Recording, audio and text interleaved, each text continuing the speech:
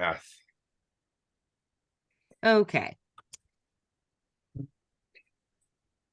And sorry, we're going to go through the whole thing that we start everything with normally, even though it's only one. Well, that's okay. Okay. If you're new here, welcome. If you've been here before, welcome back. This is recorded. You can watch all the previous videos by checking out our success tools on our website, ettingertech.com. We're going to start recording and respect your time and get started. If you're watching on YouTube, like always, like, share, comment, and hit that little bell for notifications so you don't miss any of our videos. Okay, so have you ever told a 2-year-old to do something to be met with why? You answer that, and their response is why, and it can go on forever. They ask why as soon as they learn what why means, and they ask it a lot. To find the root of a problem, you need to act like a 2-year-old. Just ask why.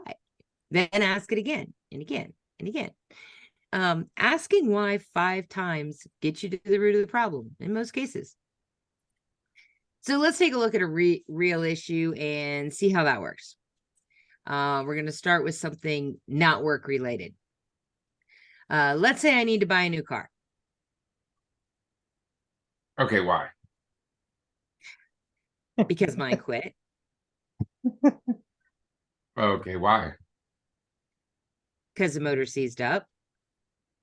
But why? It ran out of oil. Why? Because I didn't check it this weekend. Why? Because we had company and I didn't do the normal stuff for the weekend. 5 questions. We get to the point that I need to buy a new car because my annoying cousins came to visit. How that works. Okay, that's a stretch, but you can see how that kind of works. Yeah. So let's look at something work related. Let's say you're having a lot of no-shows to appointments. Okay, why? Because people forget about the appointments. Why? They're not reminded. Why? Client services sometimes miss the reminder calls. Hey, why? Because they don't have enough time in the day. Why? Well, this could be a variety of things, but they are the root cause. It could be that they don't manage their task effectively, or they pick up someone else's slack, or they don't have anyone to help them with overflow work, or maybe they don't feel like they can prioritize their own work and try to keep up with everyone else's priorities. Any one of these things would be the root cause of the no-shows to appointments. Just that simple. And I have to tell you, I've been in meetings with firms and heard someone say, you need to get the no-show appointments under control. Client services, that's your job to get them under control in the next 30 days. That's all well and good, but no one's digging in the reason that client services doesn't have it under control in the first place. Very rarely is it client services intentional failure or laziness. They are not intentionally not making those calls or sending those messages. None of that is malicious in any way. Placing the responsibility on them with no support feels like blaming them, and it just adds to the stress of their job. They try to communicate they don't have enough time, and it gets pushed back with figure it out. Maybe not those exact words, but it feels that way to them. That's what they hear. No one bothers to do a deep dive into the problem to find the root cause.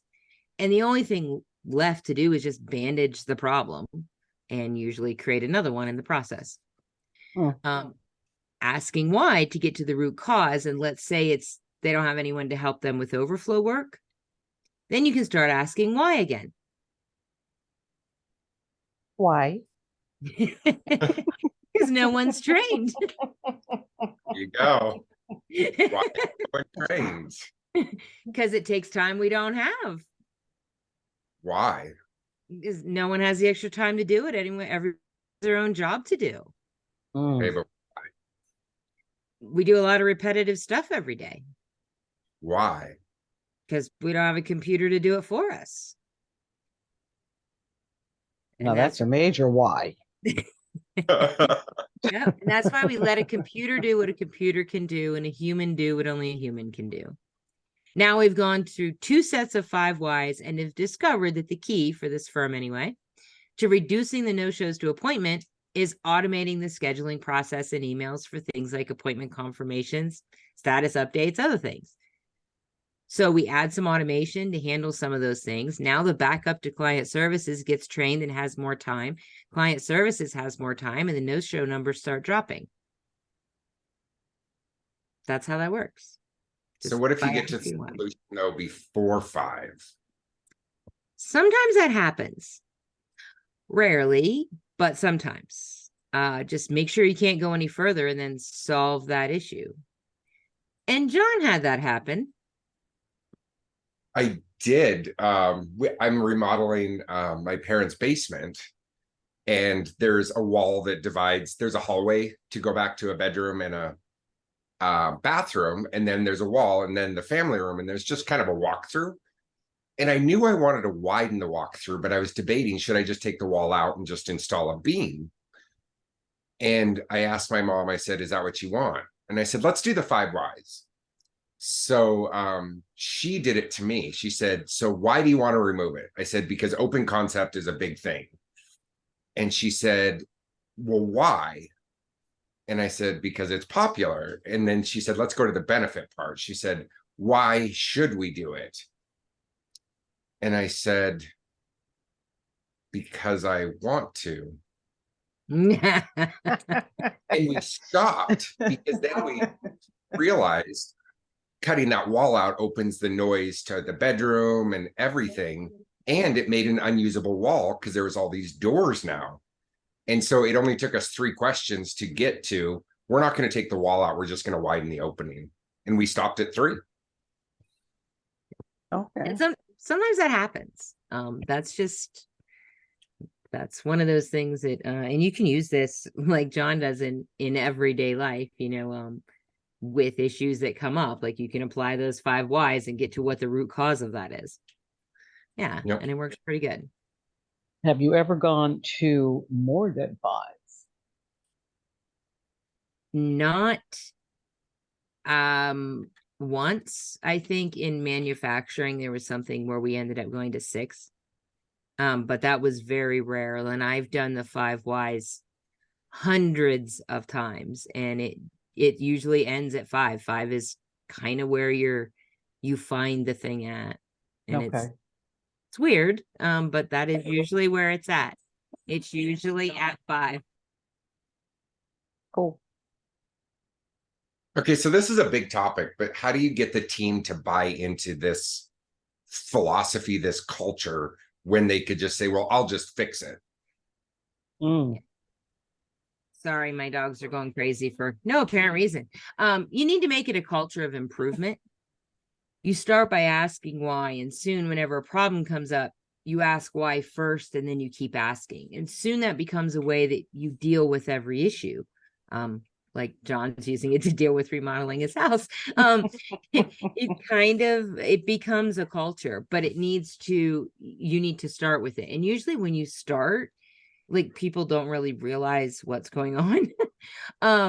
You can present it like, okay, we're going to get to the bottom of this. We're going to do it by asking why. And it's real easy to see that benefit of that pretty quickly. Yeah. Absolutely. I like that. Yeah. So Beth, let's do one with tasks. Let's Sure. say the client service person is having trouble managing their tasks, and they have hundreds, because we've seen it, if not thousands, of overdue tasks. Correct. They come into a manager's office, the attorney's office, and the attorney wants to address it. Mm-hmm. So let's say you're the attorney and you're addressing it with me. How would we go through this process to get to why I'm struggling with it? Okay. So, John, why do you have 750 overdue tasks? Because when I look at them, I just get stressed out. And so I just know what I need to do every day. So I just quit looking at them because I can't get them under control now.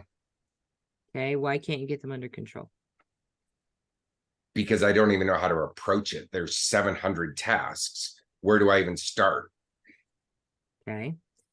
So why don't you know how to approach it? Well, I mean, I guess I do know how. It's just overwhelming. So no one's ever taught you how to approach it? Well, they have.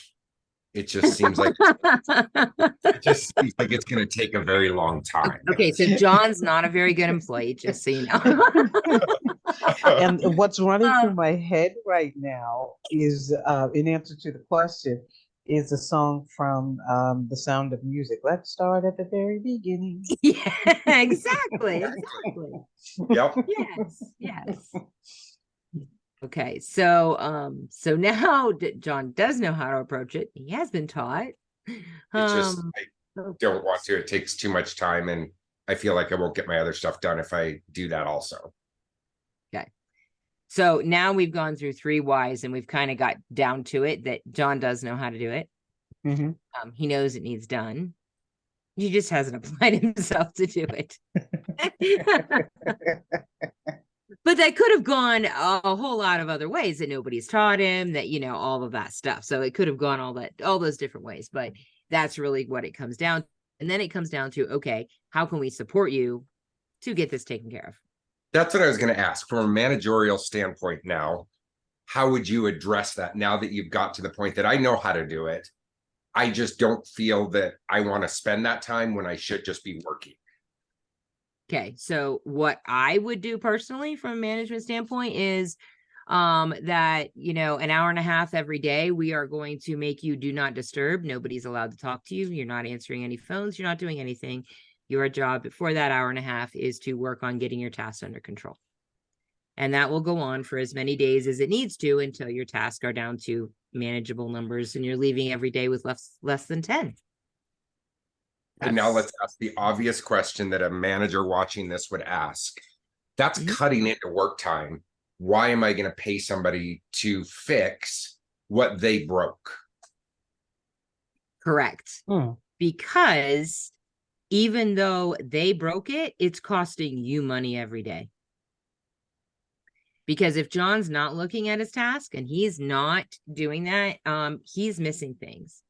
He may think he's got it all under control. He may have all these other things, but, and I'll use an example actually from a firm where they don't want to look at their tasks. They didn't want to look at, you know, doing all those follow-ups. They didn't want to look at the follow-up tasks. They didn't want to deal with that because they get out of control and then they lose focus. So now they're writing them all on a spreadsheet. So every day, instead of John just pulling up his task, and I'm using John, instead of him just pulling up his task and working down through his task and making those calls and doing those follow-ups, he's writing all of them down on a spreadsheet and marking them off on a spreadsheet and then going and making file notes in a matter. And it's costing more time than if he just got them under control. So he's costing me time and I'm not going to fire him because he does a good job in everything else. So we're going to work through this, get him the support, get him back on track. So then he's running with it. And that's the important part of management is, yeah, looking at the true value of all of it. So it really is beneficial to the firm to bite the bullet and just let them do it. Correct. It is. It is. I'm sorry, I didn't mean to interrupt you, Leslie. No, that's okay. Could this not also point to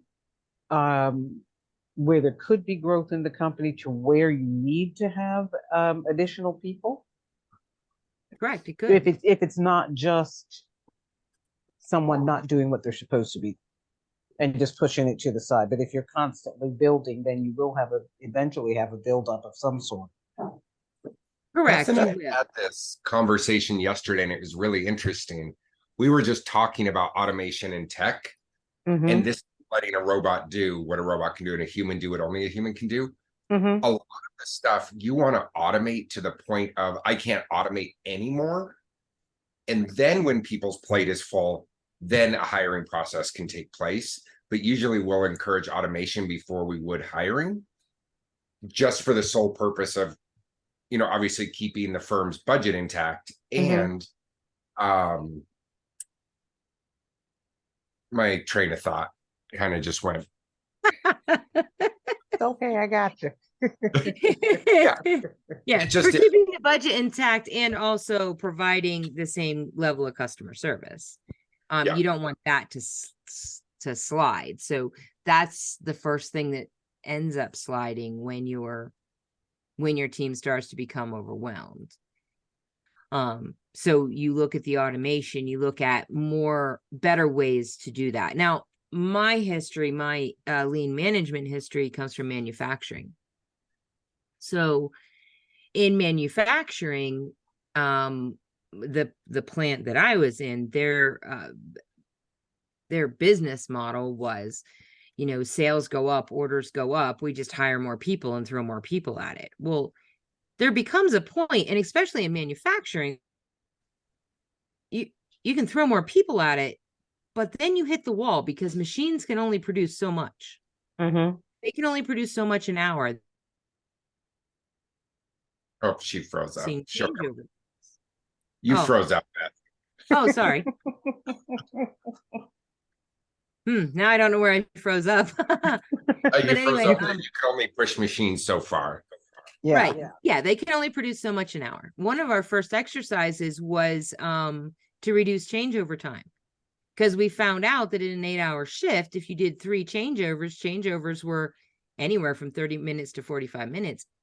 Most of your day was taken up with changeover times, not actual running product. So how do you fix that? Well, we found that you do longer runs, you readjust your workflow to make your runs longer, and you reduce your changeover time. You find ways to reduce that. And we did that, and we got changeover times down to about 20 minutes, which was huge. And we reduced the changeovers in a day from, anywhere from 4 to 5 down to 3. Instant production boost, instant output. So like, even though, and that's in the manufacturing world, if you can apply the same thing here, like everything that you can do that you can automate, you're reducing your time down to do that. So if you're having reminder emails and reminder texts and all of that stuff going out automatically, that's less time that John is spending sending them out.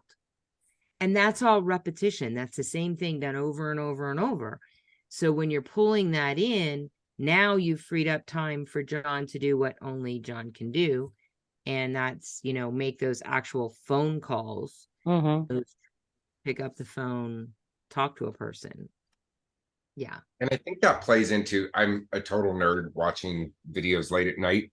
I was watching one on drip campaigns like 10 o'clock last night. And it's just really interesting that the marketing world has known about drip campaigns forever. But it's just now in the legal world starting to realize that follow-ups and drip campaigns can be the same thing. You're dripping out these follow-ups, and maybe one of those follow-ups is actually a phone call. So in the drip, you just add a bigger delay and a task in that time frame to make a phone call. But it's interesting now how drips are merging and becoming also follow-ups, and you can do it more than just here, buy this pair of shoes type thing. Right. Yeah. Yep, absolutely. So, all right. I took you on a tangent, Beth, but I think that was important. That's okay. It was a good tangent. And I don't think John has 750 tasks, by the way. I would hope not. We see firms all the time. One of them, I think the entire firm had maybe 10 people, and they had something insane like 15,000 overdue tasks. Yeah. They just quit doing it. Wow. I mean, Wow. it was a lot. And they said, can we just delete them? And we said, well, no. Because There's money on the table you're deleting. Or you know what I mean? Yeah. So, Ooh, wow. Yeah. yeah. All right. Oh, go ahead. Hi, Miriam. Hello, good afternoon. Mhm. I had a quick questions regarding the automation. So, our firm has been moving along with automating a lot of the things that we do, but what I've been coming into problems with is, so I'm the one that does the calls to the initial calls with the attorneys and so on and so forth. What I've been finding is when we fill out the form that sends out the automation, sometimes what I find is some of the clients aren't receiving either the emails or the links to attend the Zoom meeting, or if they do receive it, they're they're like not like they're it's like our system is saying it's been sent, but they're not getting it either in their spam or their inbox. And so now I have to go back through our system, see if it was even sent, and then separately send them another email with that link so that they can actually attend the meeting. Like, is there, you know, what happens when the system automation is only like 90% working? Like, what do you do so you can kind of save time of not having to basically do the job of the automation again? That's a great question. I think you need to, I think some of it's going to boil down to, what software you're using. Are you doing it through a database or are you doing it through a marketing software? How are you sending out those automations?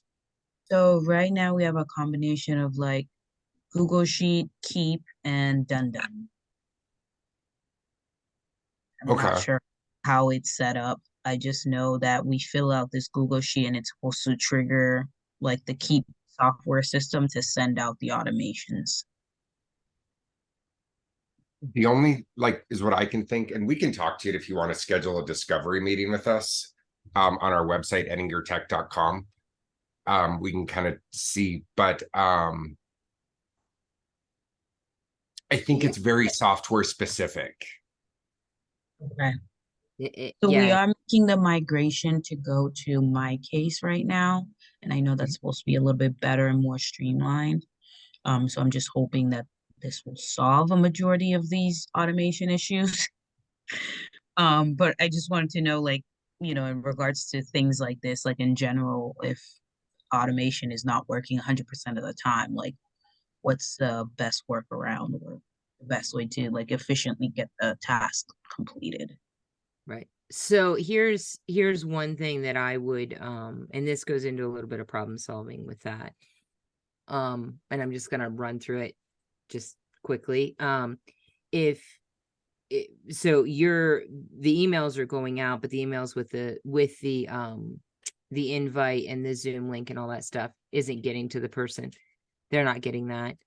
I would put a secondary email in there and not make it obvious, but put so it does send another email to them and say, hey, we sent you this, wanted to make sure you got it. If you have any questions, feel free.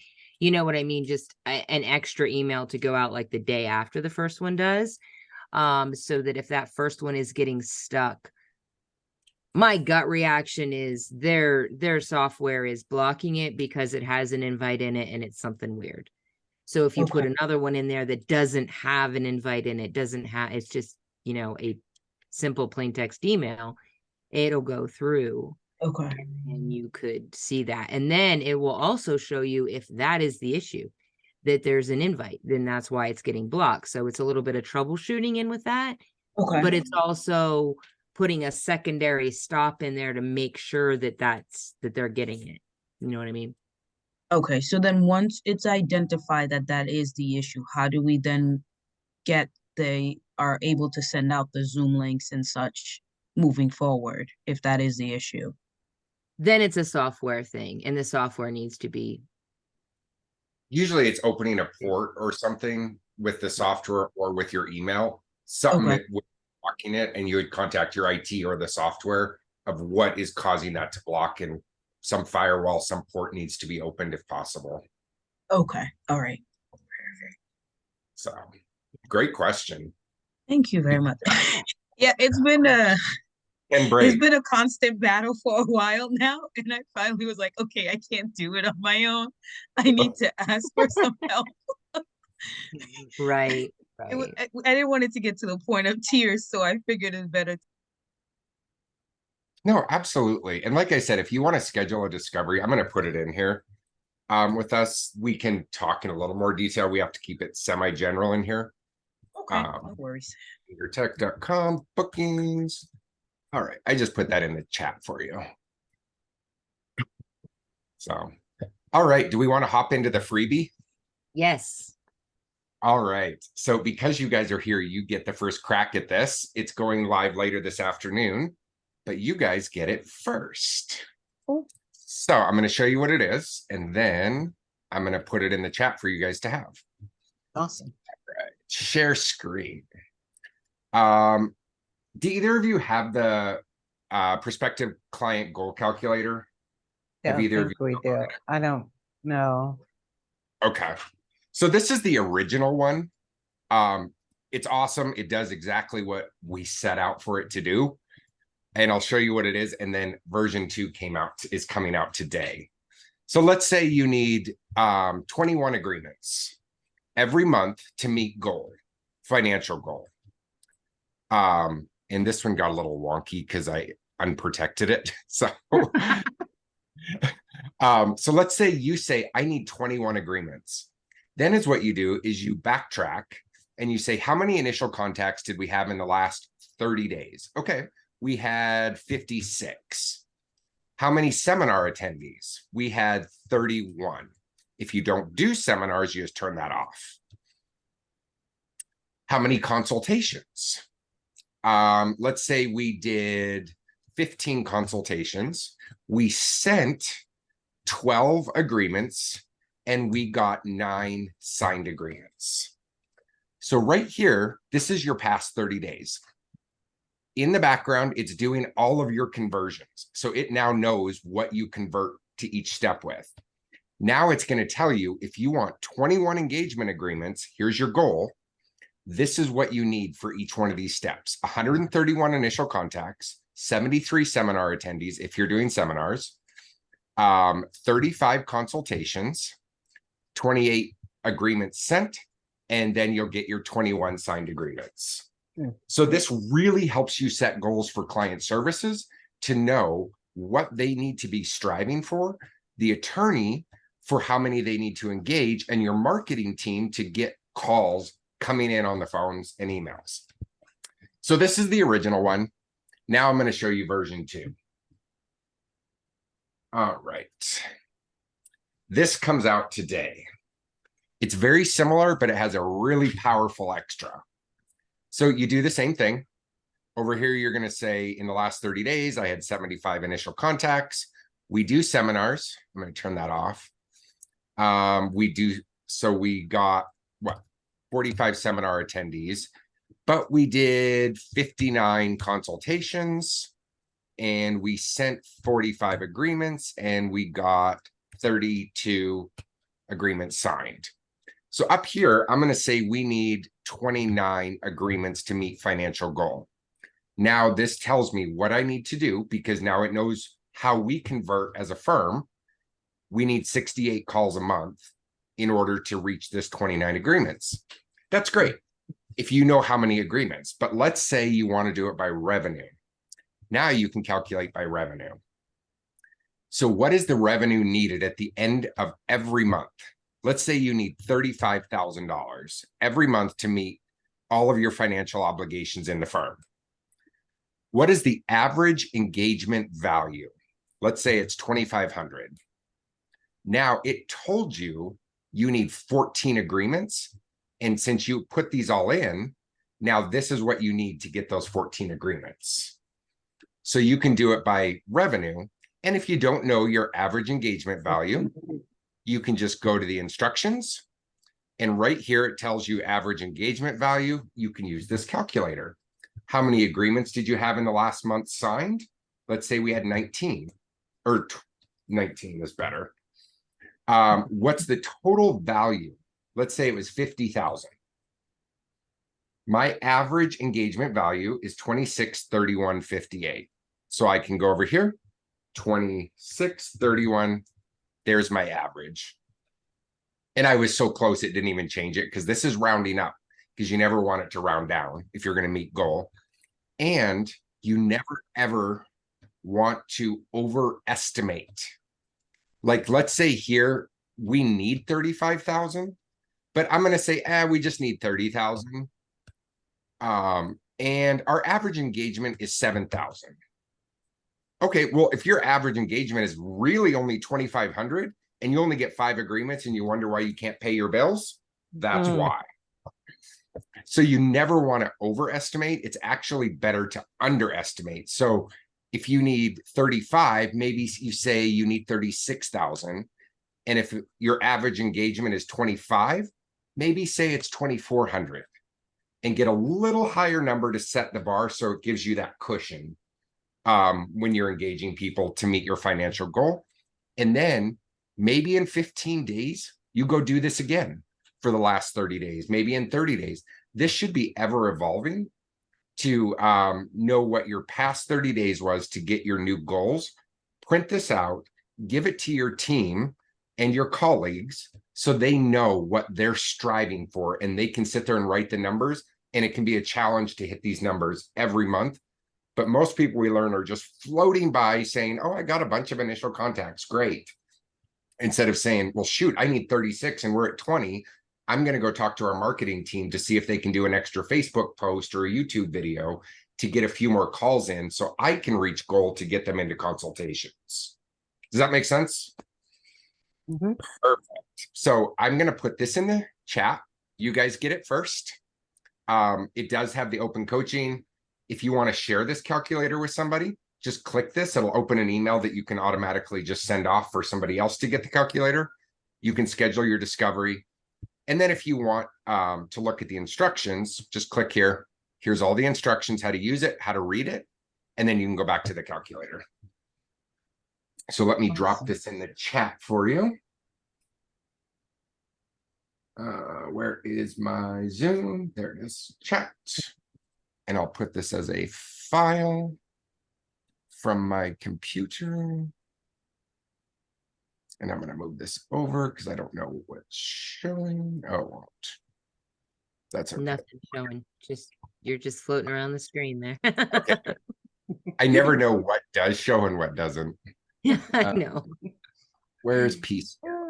PCM documents, calculator, and we're doing version 2. Use it. It's a quick way to start setting your goals. If you're not having good reporting, this is a great start into reporting. All right, there you go. So you guys can grab that and start using it. It's fun. All right, there's your freebie for today. Awesome.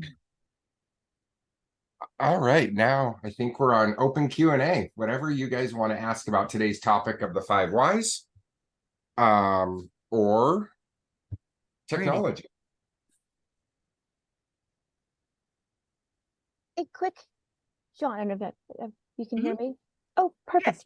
A quick note, touching back on a disconnect on a reporting on Actionstep. When we do back to the report, when we have our how much income is generated by the referral source, but the only place that right now we're recording putting an actual name to a referral source is at the PNC.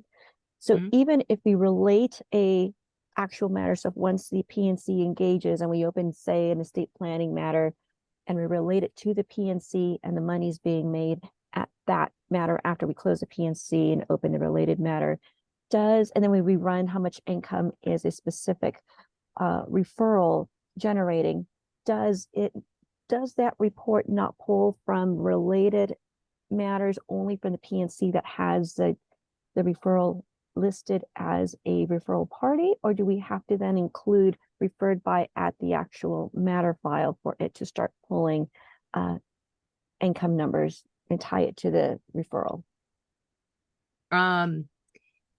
We would need to look at the report to see which way yours is doing it, because that is different for different firms. Got it. Wasn't Yeah. sure if it's a global, if certain matters are related, things are shared and numbers are Yeah, filtered, at but it's very this specific. point in the report, no, it's not a global. Oh, God. Most the base PNC report, the base one is just pulling from your PNC. Yes. Oh, got it. Yes.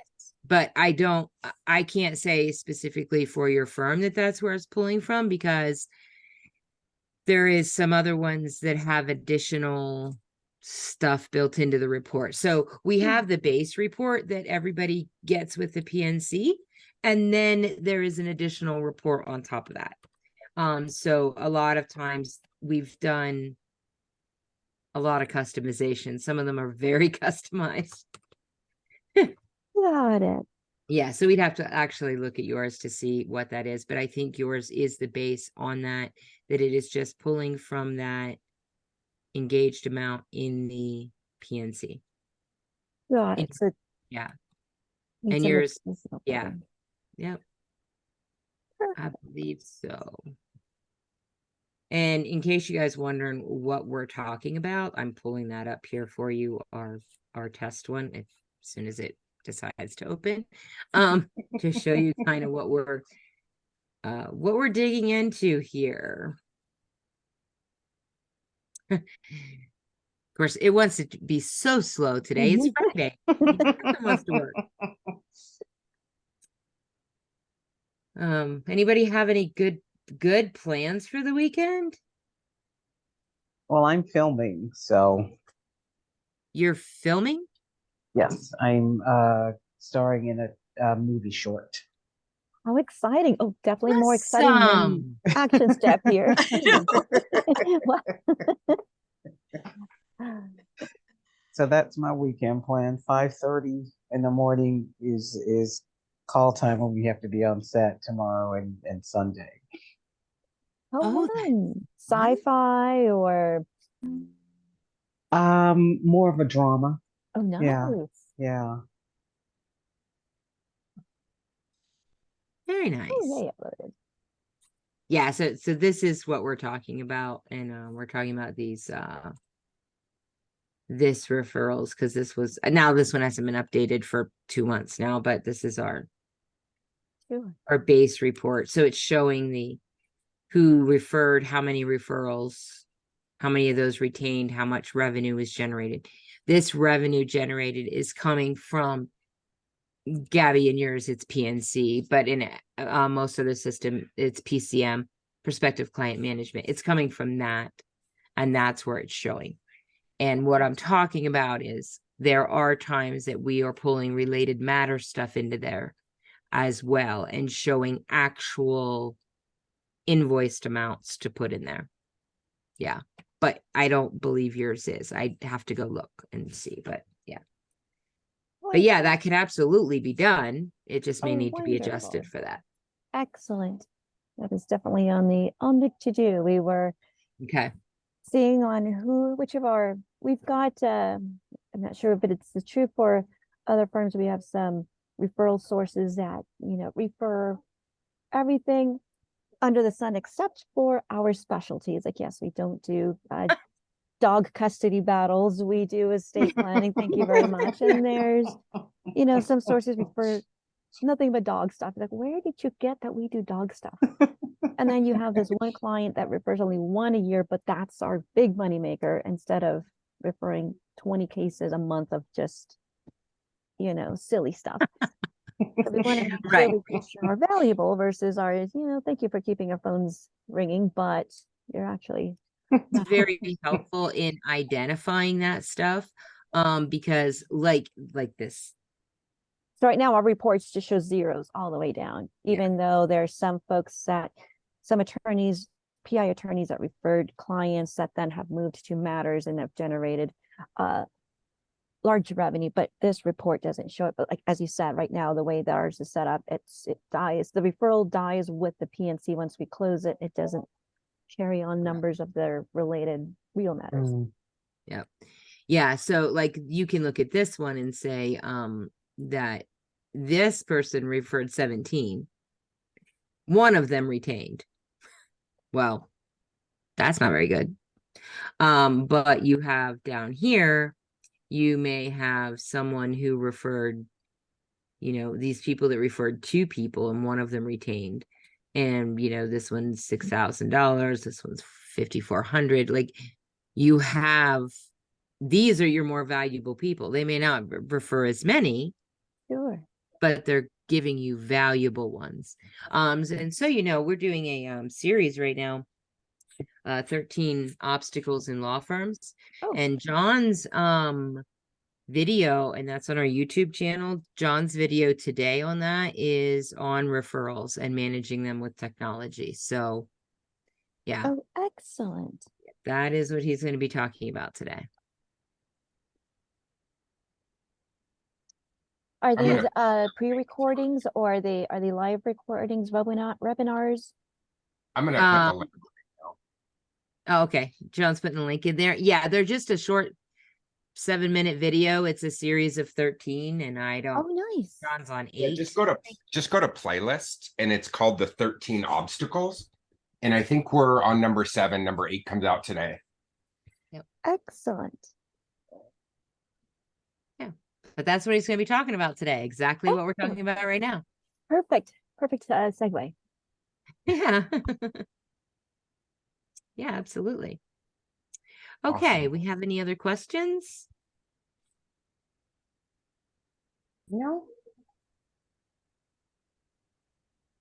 Oh, we forgot to do our poll today.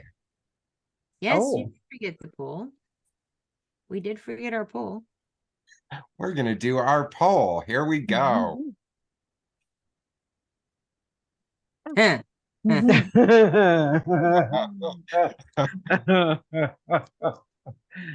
Wow. Okay. Hmm.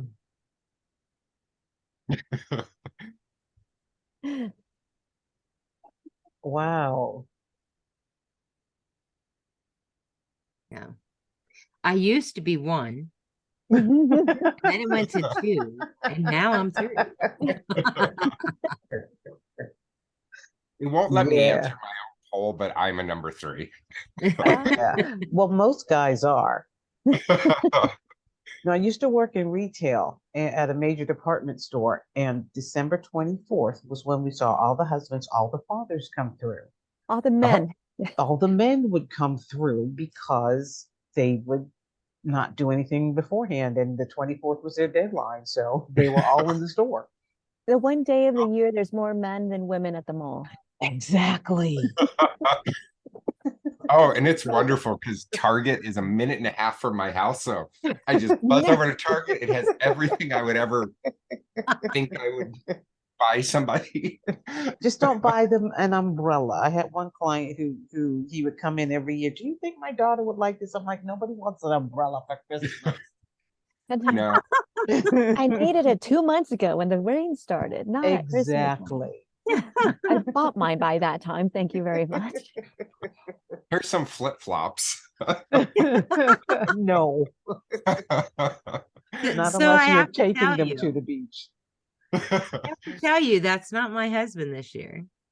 Oh, that's good. Oh, He gave me my Christmas present Monday night. Oh, very nice. oh, not only did he shop early, he gave it early. Yeah. Yeah, he has no patience.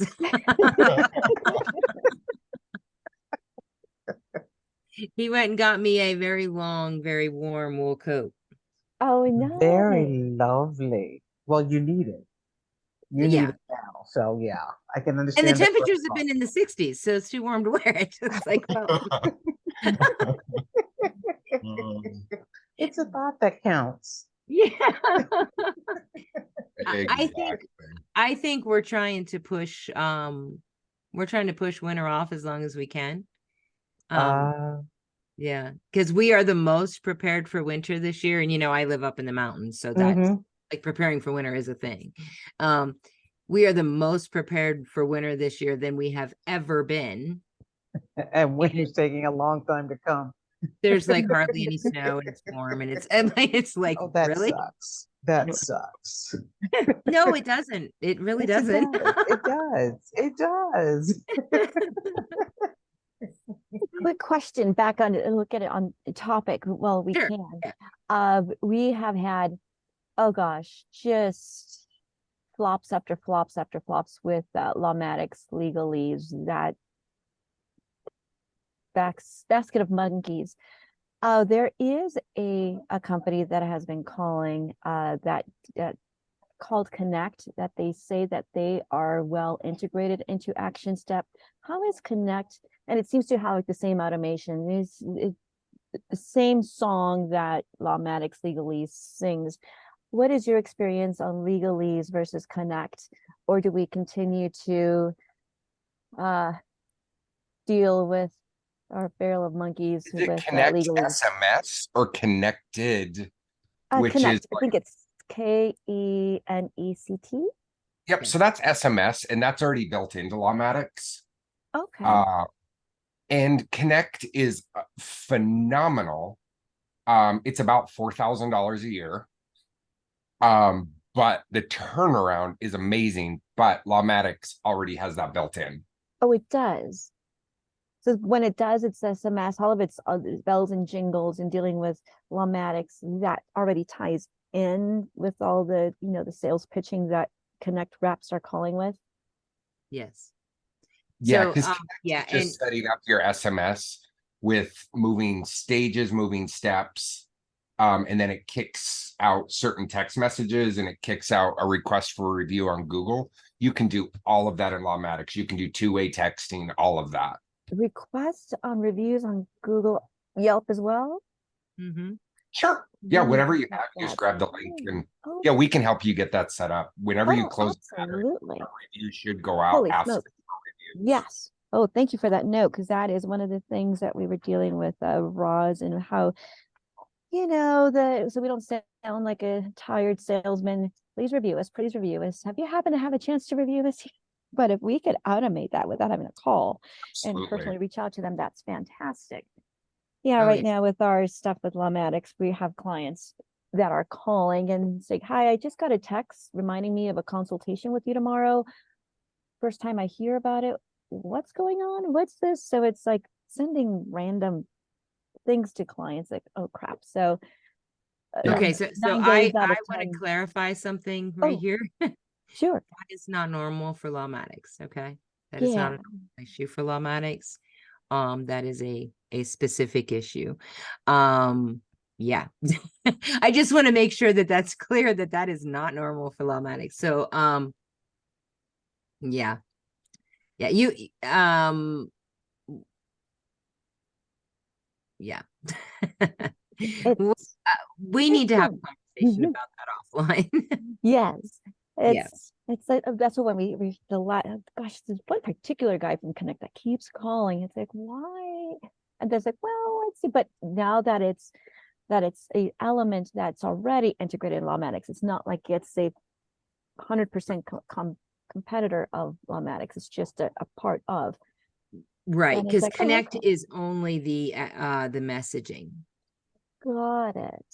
It's not Yes. like the Yeah, full they do integration connect. automation. No. No. No. No. Good to know. So we can But definitely put this in but this it as is well. a good option in Actionstep. Absolutely. Yes, And it is a Clio. very good option in Actionstep. Yes. Yep, and Clio. Oh, yes, and Clio as well. Yep, because they do tie together. And then when you move stages, steps, whatever you want to call it, whatever you built in Connect, it can send out the text. Because I'm going to throw out a number just because we're recording this. Email confirmations, reminders, all of that is starting to fade in its desirability, I guess is the word I'm looking for. The open rates are not that great on emails. I don't even want to say a number but it's lower. Text message has about a 90 to 93% open rate and interact rate.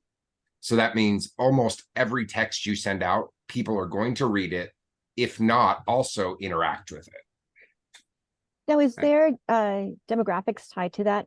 For instance, being on the trust administration on the EP side, those types of legal services, you don't have 20-year-olds interested on that sort of stuff, but you do have them in your baby boomers right now.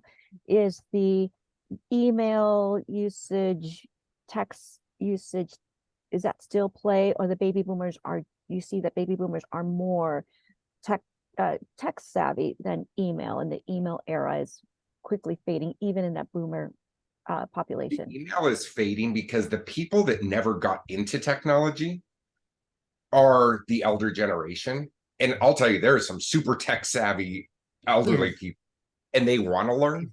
But the ones that aren't going to, they don't have email. Some don't have cell phones. So it's like that generation just kind of non-tech.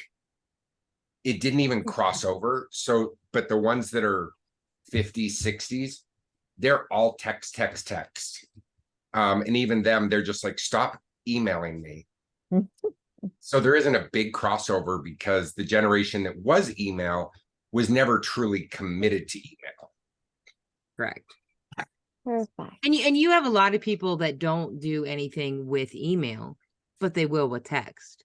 Like, because it was very much put into like shoved into our normal daily lives, that you had a phone, you started texting. And yeah, an email never had that big grasp on everybody. Well, and we went from email with the internet in what, 94, 95. Yeah, they had intranets where you could do internal message type stuff, very archaic. But 94, 95 is when the internet really kicked in, email. But then by 2000, cell phones had started and people got used to pressing 111, 333, 449. God, So that was a nightmare. So email and text, they weren't far enough apart to really create that differentiation in generations. Right. Because we do see that more and more, particularly with our folks that come in for consultations, where we email them the confirmation and the address, and then we call them the day before, reminding them of tomorrow's consultation, and that's where you'll hear, "Great, can you text me your address?" So that's physical. They just have to click the address, and their phone will guide them to the directions. Versus, "Oh, that stinks. Great, I know your address, but how do I get my phone to tell me, where to turn left?" And see, we Exactly. do stuff like that where we automate it, where a text goes out an hour before a meeting saying your meeting is coming up, and it just gives quick pertinent information like address. If you get lost, here's our phone number, that type of, but it just went out by itself. Oh, perfect. See, that would be fantastic. And then just getting to the nitty gritties of when you do have, and is there a way, for instance, in Actionstep, when you calendar an event on a matter, to differentiate and have the different type, okay, the appointment's an appointment, but for Actionstep to separate and to distinguish, okay, it's a phone appointment. So no, you don't need to know our address for an phone appointment. But if it's a meeting appointment, then spit out and automate the text with the address. Or does Actionstep just like an appointment's an appointment, whether it's Zoom, whatever it is, it's just an appointment? Yes, you cannot do that in Actionstep per se, but you can do that in your scheduling. We need to take that offline because I can't It does have get those capabilities. but yeah. Excellent. Yeah, that can absolutely be done through your scheduling. Whether you're scheduling through a Lawmatics or through Calendly or anything like that, that can absolutely be set up to be separate. Yes. Oh, Yep. perfect. Yes. Yeah, you can. Okay, we're gonna wrap things up. Some of us have other meetings, but it was very good. This was a very good day. A lot of good conversations. Very Excellent. good. And you got to tell us how the filming goes on your short. Oh, Yes. Yeah, and you need to tell us what movie that is so we can see that. well, it's going to be called Thanksgiving Prep, and it won't be out till sometime next year. So, yeah, Wow. I will look for that. cool. That's Yeah. awesome. Excellent. All right. Wonderful. Thank you so very much, folks. We will Uh-huh. see you next week. Have a wonderful weekend and all your Thanks, planning, guys. filming, and all that good stuff. Yep. Great All seeing right. you, Leslie and Gabby. You all have a great day. Likewise. All right. Excellent. Take care, guys. Have a Bye-bye. great one. Thanks.